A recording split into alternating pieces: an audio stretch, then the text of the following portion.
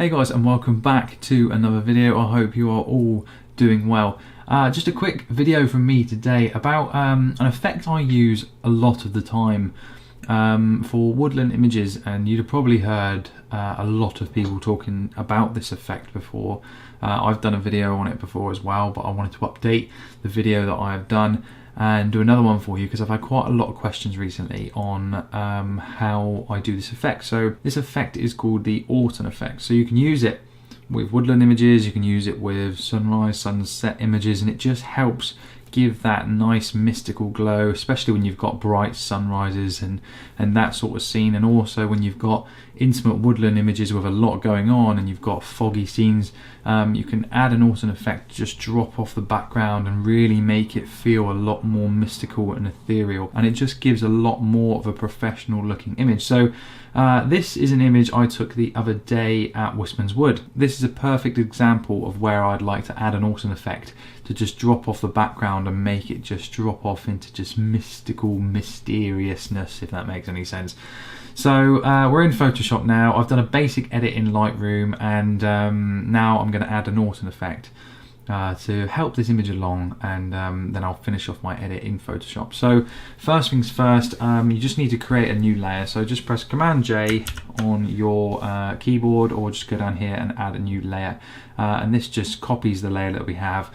So we can add the Orton effect to this layer here. Okay, so first things first, head on up to Filter, scroll down to Blur, and go across to Gaussian Blur. This number here is the amount of pixels that you're wanting it to blur, the radius of the amount of pixels you want to blur. So this is a personal preference really, and it kind of just comes with a bit of guessing really, and you can just move it around to see what looks nice. Obviously this is at 100% opacity, and we're going to pull it all back in a minute. So I would start off somewhere around about 20 to 30, 25, that sort of area looks fine, and just click OK, and you'll notice the image has gone completely blurry. The next step, if you head on up to Image, go to Adjustments and go to Levels, and now you're going to get a Levels tab come up, and you can see where the blacks start to come in here and the shadows, and you can see where the highlights are here. So if we just pull down the highlights to the point where they're just starting to clip, and do the same with the blacks, somewhere around about there. And again, this is just playing around until you find what looks right for you. Click OK. And now this is where the magic happens. If you head on down to opacity, as long as you've got your layer clicked just down the bottom here, if you head to opacity and just drop that down to 0, you can see now that this layer has got 0 opacity and it's just showing the layer underneath. But the Orton effect that we've just applied to this layer and that levels adjustment is on this layer, and we can bring it back up with a touch of opacity. And now if you watch the image now, you can try and find somewhere in there, usually around about 20 to 30%, just adds a little bit of that mystical look about woodland images. You can go too far and it starts to look very odd. So just be very careful with how much you add. I'm usually around about 20 to 30%, somewhere around about there.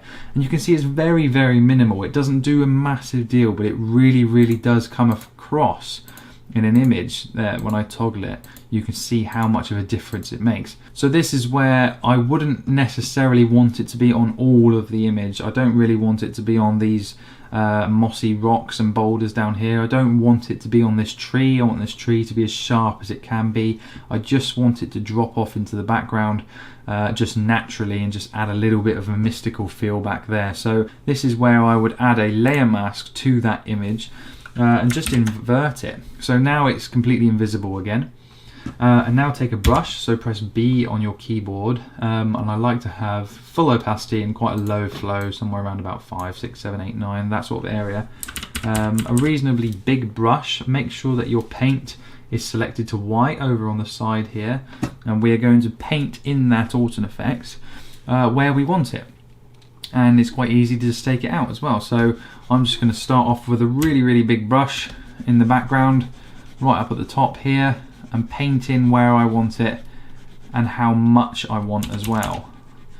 And again, you don't have to be really, really picky with this. I can bring up the flow even a bit more actually, so we can make a bit more of an effect for video purposes. And you can just be really, really, well, quite rough with this really. and just go around until it looks right to your eye, and just add in the Orton effect. You probably can't see a great deal of this on the video. It doesn't come across very well even to my eyes when I'm looking at it, but when you toggle on and off, you can really see there, oh, wrong one, how much of a difference that makes, just that little bit that I'm doing now. But I'm not affecting the tree here, I'm just affecting the background up here in the sky areas and just around the back here, because I don't want to affect this bit here either. So, and if I do go over into the tree like I just did then, I could just press X, which inverts my brush back to the black paint, and I can paint off that Orton effect if you like and get rid of it. It's just like erasing it basically. And then press X again, and we've added it back to the brush, and we can just paint back in that Orton effect where we want it and how much of it we want as well.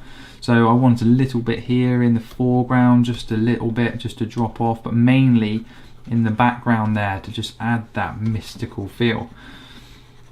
And it just makes the image look so nice, and if you do it well, it can really look just as natural as it can be. But the biggest part where people go wrong is that they don't erase bits where they want it, and they don't paint in where they want it. They just apply the Orton effect to the whole image. And with this effect, you need to have the freedom of being able to go into the image and paint in where exactly you want this effect and how much of it as well, because it can vary on image to image. It's just all about playing, going backwards and forwards, and just really taking your time with your edits. And since owning a tablet and a pen, and learning Photoshop properly as well, I've really taken my time with my editing a lot more.